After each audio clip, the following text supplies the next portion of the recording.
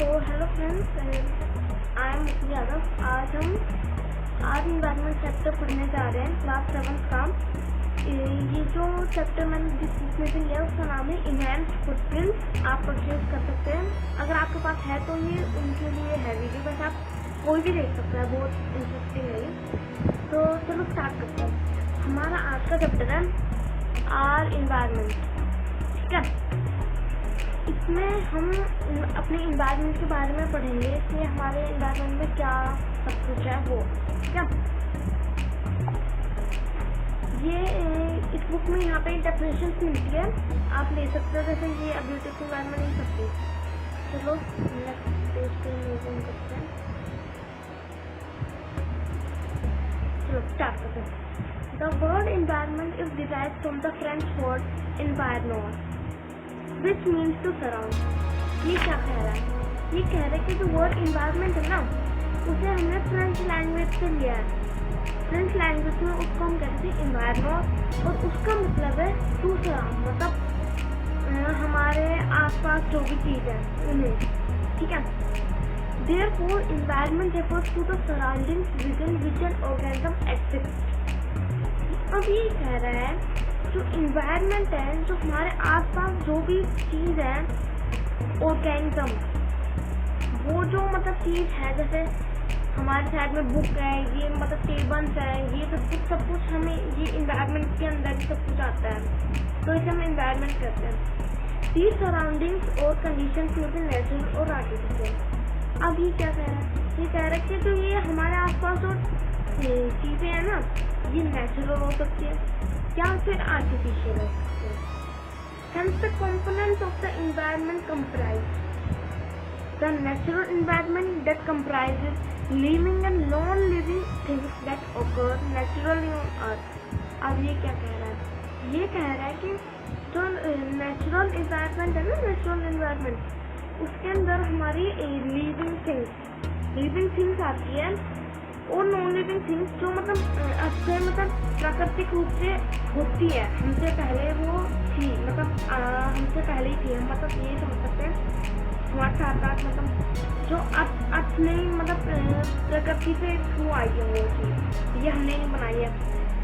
फिर वो कहता था आर्टिफिशियल और human made environment that consist of elements which develop as a result of interaction between humans and nature, for example parks, dam, houses and so on।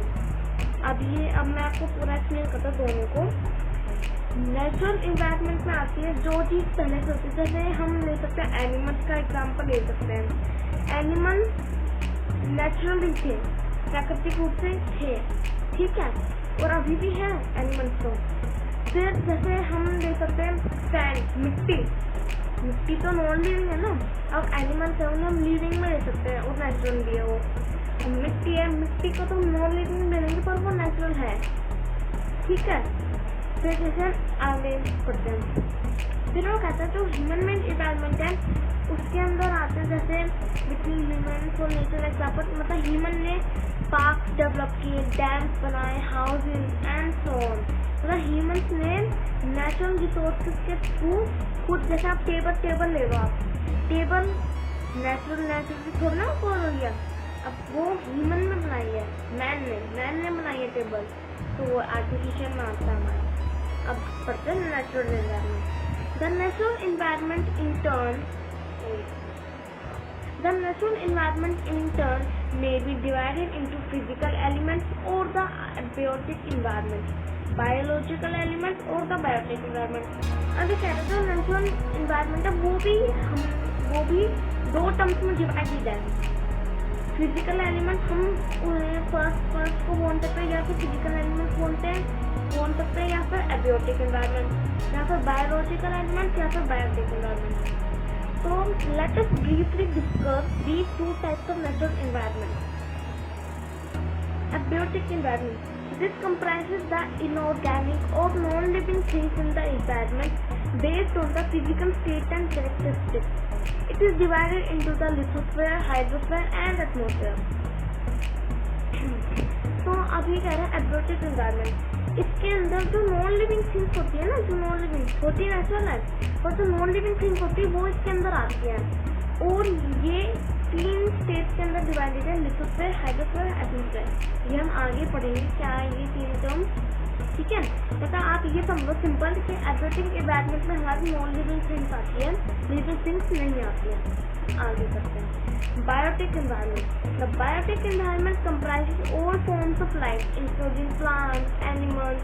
The 3 spheres, lithosphere, hydrosphere and atmosphere meet to form a narrow zone of interaction which supports life, is equal to biosphere. अब biotic environment आप simple तो समझ जाओगे, मतलब abiotic में तो non living है, तो बायोटिक में लिविंग होंगी। बायोटिक में लिविंग प्लांट्स आएंगे, प्लांट्स भी लिविंग होते हैं, एनिमल्स, ह्यूमंस, ये सब आएंगे।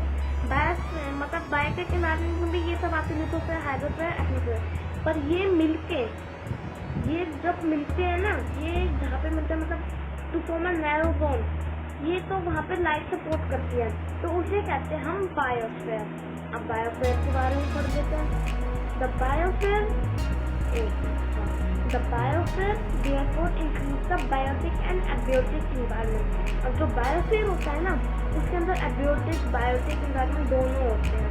अब हमने पढ़ा था कि एबियोटिक एनवायरनमेंट में ये जो है लिथोस्फीयर, हाइड्रोस्फीयर, एटमॉस्फेयर, ये बायोटिक में भी ये है, तो बायोस्फीयर के अंदर ये दोनों आ जाते हैं।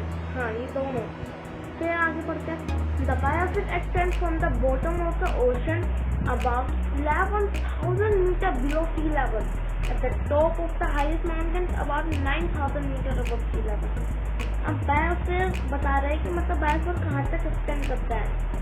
बायोस्फीयर जो है वो ओशन के बॉटम में 11,000 आप डीप जाओगे ना बिलो सी लेवल, वहाँ से to the top of the highest mountain, जो मतलब हमारा हाईएस्ट माउंटेन है ना, हमारे हाईएस्ट माउंटेन सी के 9,000 मीटर अबव सी लेवल जो माउंटेन है, वहाँ तक हमारा बायोस्फीयर एक्सटेंड करता है। मतलब बायोस्फीयर के अंदर सब कुछ आता है, सब कुछ। आगे बढ़ते हैं। Interdependence of organism within the biosphere, all the living organisms, example the producer, consumer and decomposer are interdependent. The producers or autotrophs like green plant can prepare their own food using water, carbon dioxide and sunlight। अभी कह रहे हैं interdependence of organism. Biosphere के अंदर ये जो living organisms है, living organisms में प्रोड्यूसर्स मतलब जो चीज को मतलब जैसे प्रोड्यूसर्स को हम ले सकते हैं ग्रास, प्लांट, हाँ प्लांट को हम प्रोड्यूसर्स कह सकते हैं। फिर कह सकते हैं हम कंज्यूमर्स, जो उसे कंज्यूम करते हैं, प्लांट को कंज्यूम करते हैं, वही तो प्रोड्यूसर्स हैं। फिर कहते हैं डीकम्पोजर, डीकम्पोजर जैसे प्लांट को ही मतलब डेड हो गया है तो उसे डीकम्पोजर्स होते हैं जो उसे डीकम्पोज करते हैं। फिर वो बता रहा है कि जो प्रोड्यूसर्स होते हैं वो उन्हें ऑटोट्रॉफ्स कहते हैं। इसमें आपको बताया ना कि ग्रीन प्लांट ये अपना फूड खुद बना लेते हैं, ये वाटर, कार्बन डाइऑक्साइड और सनलाइट से अपना फूड खुद बनाते हैं, इन्हें हम ऑटोट्रॉफ्स कहते हैं। आगे चलते हैं।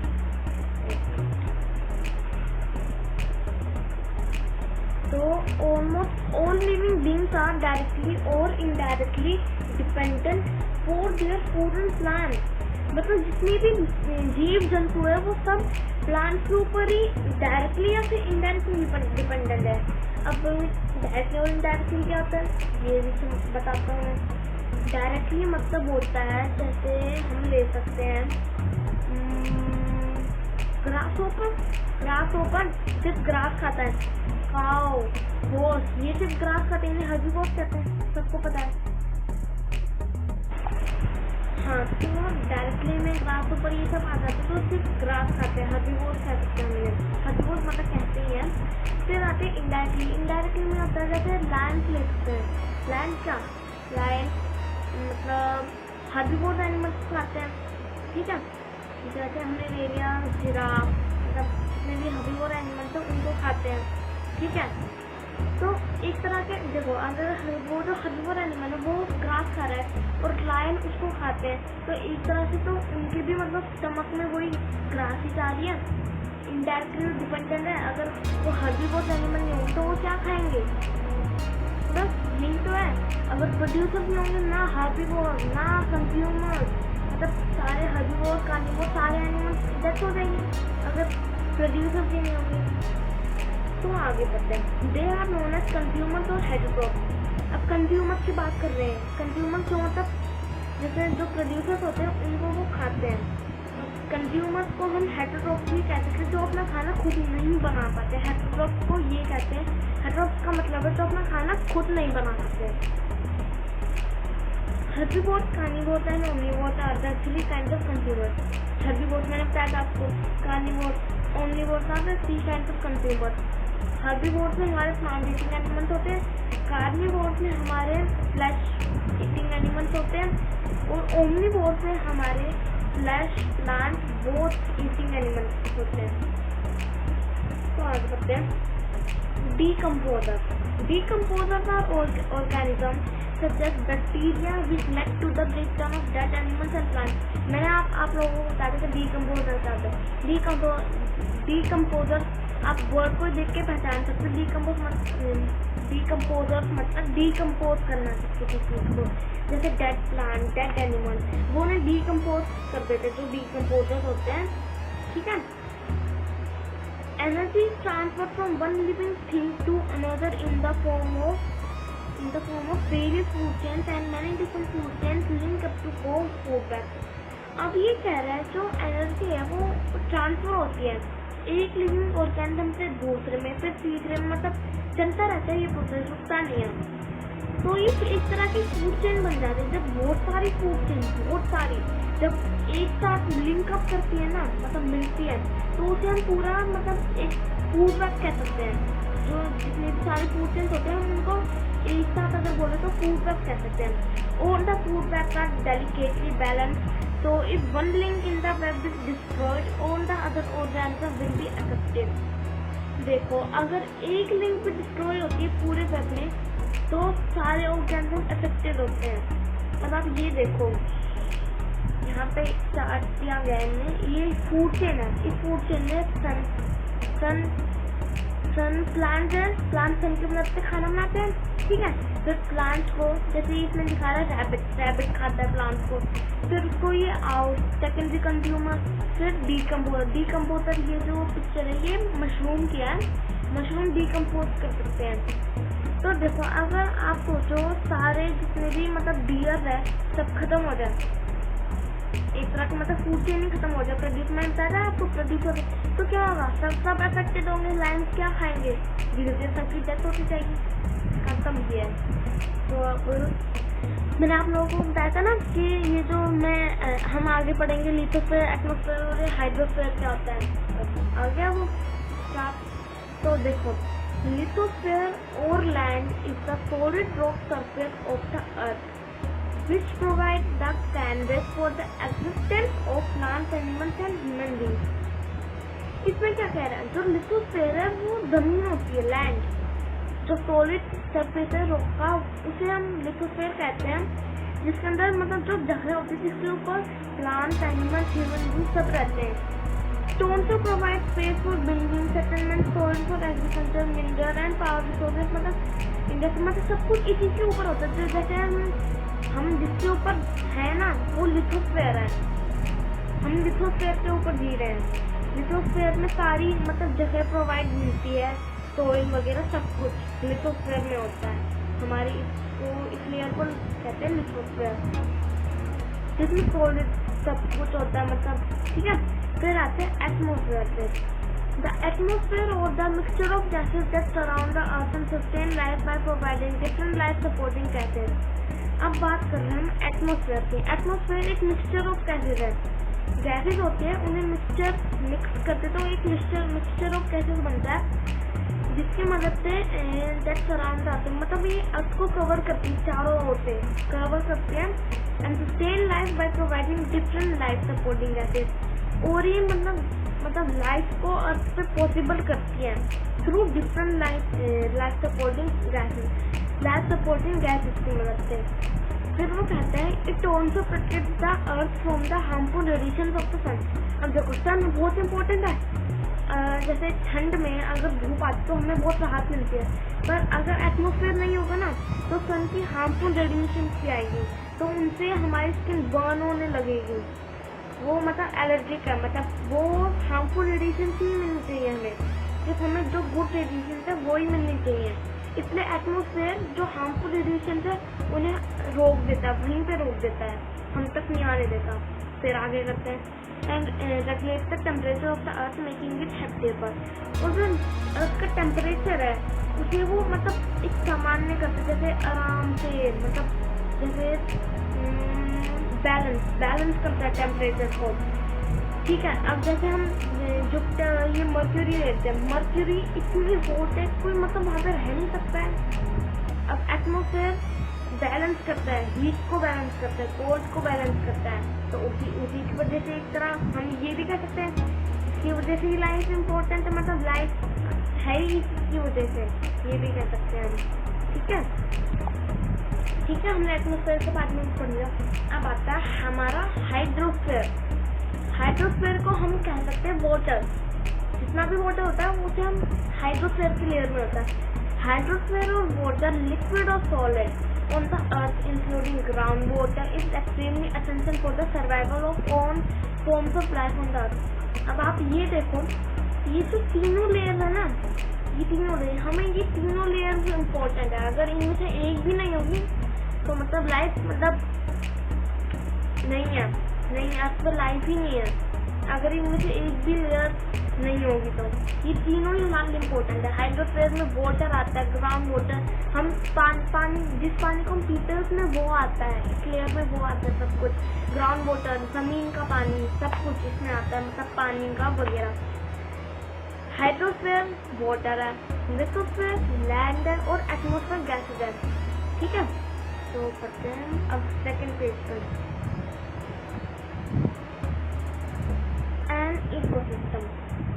An ecosystem is a natural unit that consists of non-living land, water and air, and living elements, plants and animals. It is a definite system formed by the interaction of all living organisms, biotic components that are interdependent and interlinked with each other.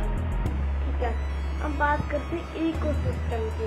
Ecosystem इसे natural unit, ecosystem प्राकृतिक है जिसके अंदर हमारे जीव जंतु जो सांस ले सकते हैं, जो मतलब जी सकते हैं, जो मतलब नॉन लिविंग थिंग्स आती है इसके अंदर। हम इसके अंदर लिविंग थिंग्स आती है, ठीक है, land water and air and living elements, plants and animals. ठीक है, फिर बात कर रहे हैं ये it is a definite system form by the interaction. ये जो सिस्टम है ये इंटरेक्शन से फॉर्म है, मतलब दोनों के इंटरेक्शन से। फिर आगे बात करते हैं, ये कह रहा है जो बायोटिक कंपोनेंट्स है ना और एब्योटिक कंपोनेंट, ये उनके इंटरेक्शन से फॉर्म होता है इकोसिस्टम। ठीक है, all living organisms biotic components that are interdependent and interlinked with each other. ठीक है, the physical environment abiotic components in which they reside, for instance forest, grasslands and deserts. देखो biotic component और एब्योटिक component जब साथ मतलब इन दोनों के interlinking से इकोसिस्टम बनता है। सारे जो लिविंग ऑर्गेनिजम्स हैं मैंने बताया था आपको बायोटिक कंपोनेंट्स में आते हैं। ठीक है, और जो सारे जो नॉन लिविंग है नेचुरल नहीं है, जो नॉन लिविंग है वो सारे एब्योटिक में आते हैं, जैसे फॉरेस्ट, ग्रासलैंड, डेजर्ट हमारे एब्योटिक में, और बायोटिक में एनिमल्स, ह्यूमंस, ये इन सबको हम ले सकते हैं। फिर वो बात कर रहे हैं the biosphere is referred to as the global ecosystem. Within the biosphere, each natural habitat such as a forest, desert or pond with a community of living things is referred to as the regional ecosystem. अब ये कह रहा है जो biosphere है वो मतलब global ecosystem कहते हैं उसे। ग्लोबल मतलब पूरी अर्थ का। ठीक है, Within the biosphere, each natural habitat such as जो बायोस्फीयर के अंदर सारे जो ये हैबिटेट्स हैं, फॉरेस्ट, डेजर्ट, पॉन्ड, जो जीव जंतु इनके अंदर रहते हैं वो भी बायोस्फीयर के अंदर आते हैं, तो उसे हम कहते हैं रीजनल इकोसिस्टम। रीजनल इकोसिस्टम का मतलब जैसे जो फॉरेस्ट है, फॉरेस्ट अलग है, डेजर्ट अलग है, पॉन्ड अलग है, तो इन्हें हम रीजनल इकोसिस्टम कह सकते हैं। पर अगर इनको हम एक साथ बोले तो ये ग्लोबल इकोसिस्टम हो गया। अब आगे बढ़ते हैं। constant interaction between living and non-living things gives a dynamic character to the environment. Any change in the abiotic environment produces a resultant change in the biotic environment, especially in terms of numbers and kinds of species. Living things in turn modify their physical environment to suit them.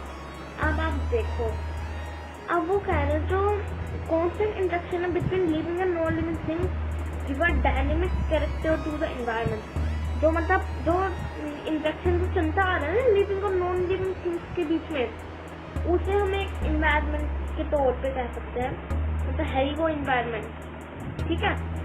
Any change in the abiotic environment produces अ, मतलब abiotic, जैसे आप सोचो अगर ये जो forest है,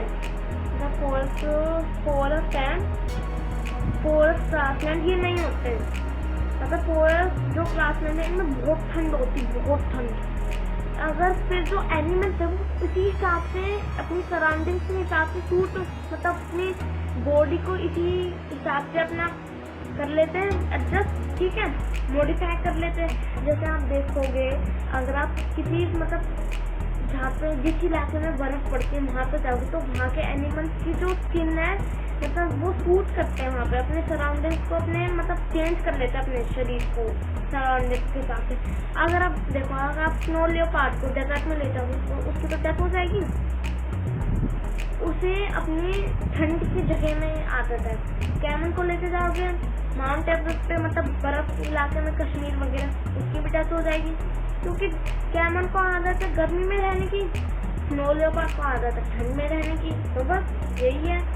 फिर वो कहते हैं लिविंग थिंग्स, वो अपने मॉडिफाई कर लेते हैं अपने आप को अपनी इन्वायरमेंट के जो उनके आसपास जो सराउंडिंग होती है इन्वायरमेंट, उसके हिसाब से अपने आप को मॉडिफाई कर लेते हैं। फिर आता है ह्यूमन इन्वायरमेंट, लास्ट, मतलब एक रहा था last topic. The human environment encompasses human beings and their activities. Human environment के अंदर इंसान आते हैं और वो जो एक्टिविटीज करते हैं, जैसे वो बिल्डिंग्स बनाते हैं, रोड्स बनाते हैं, जो भी वो करते हैं वो एक्टिविटीज ह्यूमन इन्वायरमेंट के अंदर आती है, ठीक है। The environment is the source of own resources required by human beings in order to prosper and survive. जो इन्वायरमेंट है, इन्वायरमेंट द सोर्स ऑफ जो रिसोर्सेज है, जो रिसोर्सेज इन्वायरमेंट ह्यूमन को दे रहा है ना, वो ह्यूमन रह सकते हैं। इन्वायरमेंट की रिसोर्सेज अगर देखो ऑक्सीजन नहीं मिलेगी ह्यूमन रह सकते हैं नहीं, कोई भी लिविंग ऑर्गेनिज्म भी नहीं रह सकता अगर ऑक्सीजन नहीं है तो, ठीक है।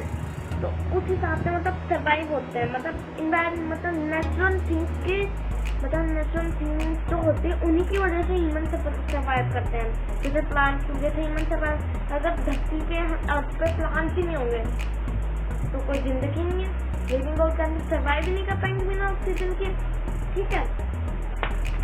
फिर आगे बढ़ते हैं। The human beings are the only living beings on earth who have used in terms of the environment to fulfill their needs। एक ह्यूमन बीइंग्स ही है जिनने अपने जो इन्वायरमेंट है, इन्वायरमेंट को ट्रांसफॉर्म किया है अपने नीड्स के लिए, मतलब जैसा वो चाहते हैं अपने इन्वायरमेंट को उन्हें वैसा मतलब बदल रहे हैं, कैसे ट्रांसफॉर्म कर रहे हैं। जैसे जहाँ पे उन्हें बिल्डिंग बनानी है वहाँ पे वो ट्रीज कट करके बिल्डिंग बना रहे हैं, जहाँ पे उन्हें प्लांट मतलब जहाँ पे उन्हें एग्रीकल्चर शुरू करना है वहाँ पे एग्रीकल्चर, मतलब अपनी नीड्स के लिए वो मतलब एक ह्यूमन बीइंग है जो अपनी नीड्स के लिए इन्वायरमेंट को ट्रांसफॉर्म कर रहे हैं, ठीक है। फिर वो कह रहे थे early human same lived in harmony with nature, but over the years the advancement of science and technology, rapid industrialisation and spread of agriculture gave rise to urbanization and overpopulation and disrupted this harmony।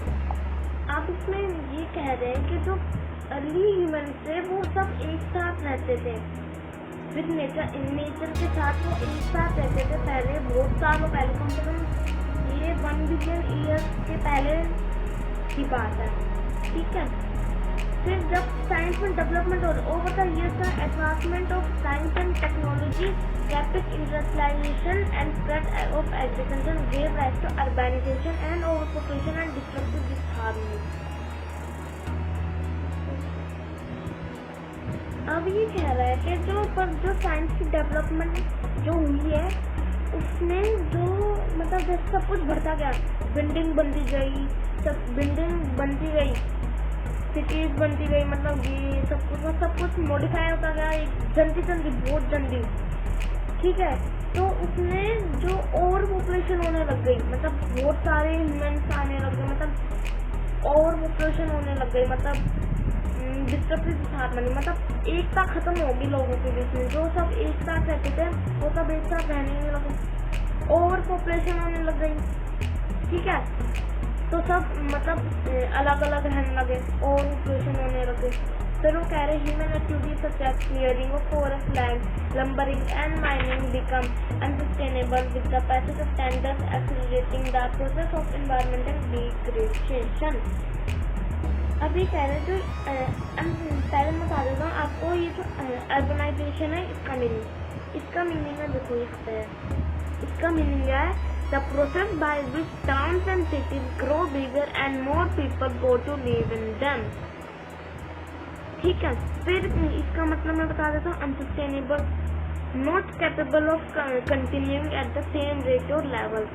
जो human activities है वो forest को clear करने लग गई, mining मतलब underground जाने लग गए सब, मतलब माइनिंग मतलब रिसोर्सेज फाइंड करने लग गए, जैसे पेट्रोल, ये डायमंड, ये सब अंडरग्राउंड से तो मिलते हैं, माइनिंग का भी तो मिलते हैं, तो बस माइनिंग करने लग गए, रिसोर्सेज फाइंड मिलने लग गए उन्हें।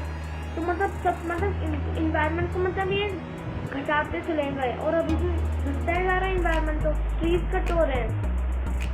अब हमें तो ये भी नहीं पता कि हर दिन कितने अमाउंट पे ट्रीज कट होते जा रहे हैं। ठीक है, रिसोर्सेज भी खत्म होते जा रहे हैं, जैसे पेट्रोल डीजल ये लिमिटेड है, अनलिमिटेड थोड़ी ना, ये भी खत्म होते जा रहे हैं। तो इसमें ये कह रहा है वो। ठीक है, अब हम नेक्स्ट पेज पे आ जाते हैं।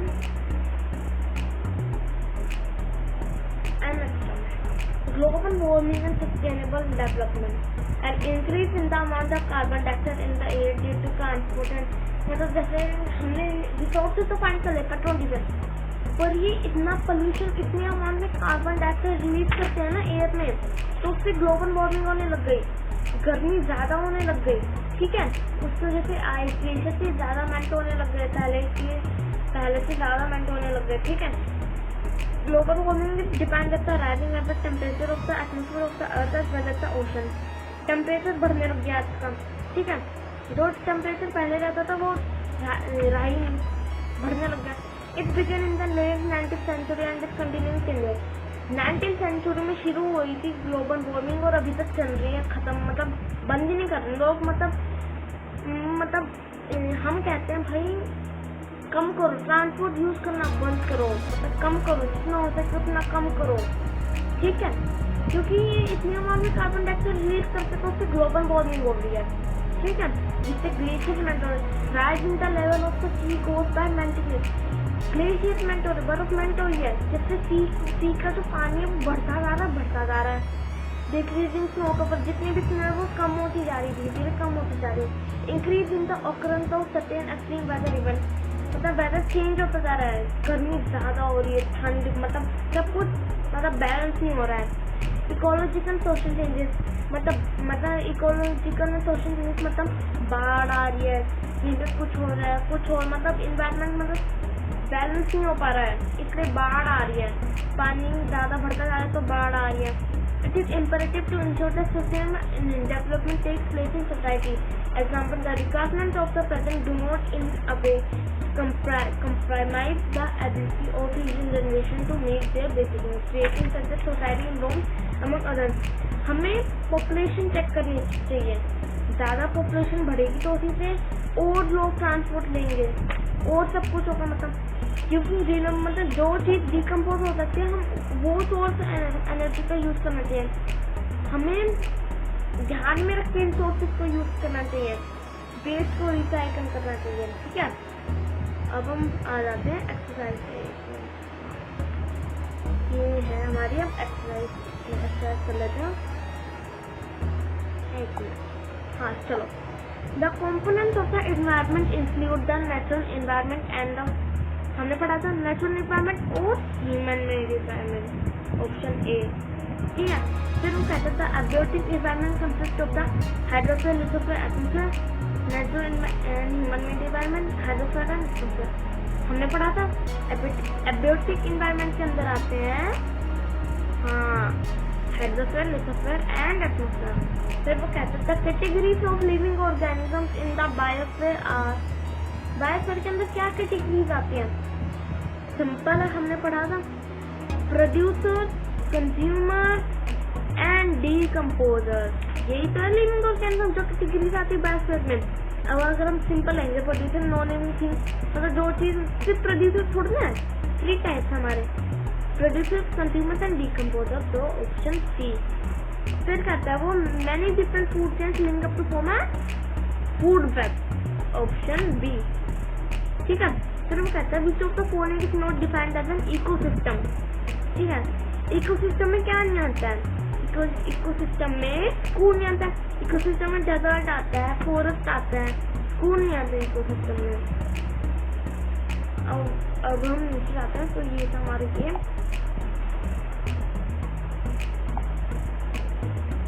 अब हम करेंगे ट्रू फॉल्स। ठीक है, energy is transfer from one living thing to another in the form of various food chains. हाँ, फूड चेन्स में तो एनर्जी ट्रांसफॉर्म होती है।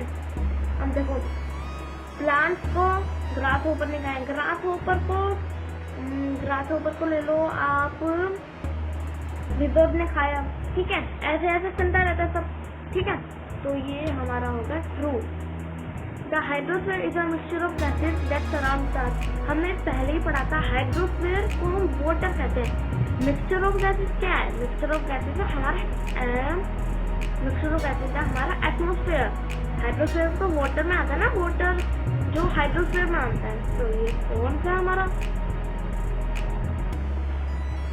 The biosphere is referred to as the global ecosystem. हाँ, biosphere के अंदर ग्लोबल इकोसिस्टम आता है। True. Early humans did not live in harmony with nature. पहले के जो ह्यूमन्स थे वो मतलब एक साथ नहीं रहते नेचर के, रहते थे। क्यों नहीं रहते थे?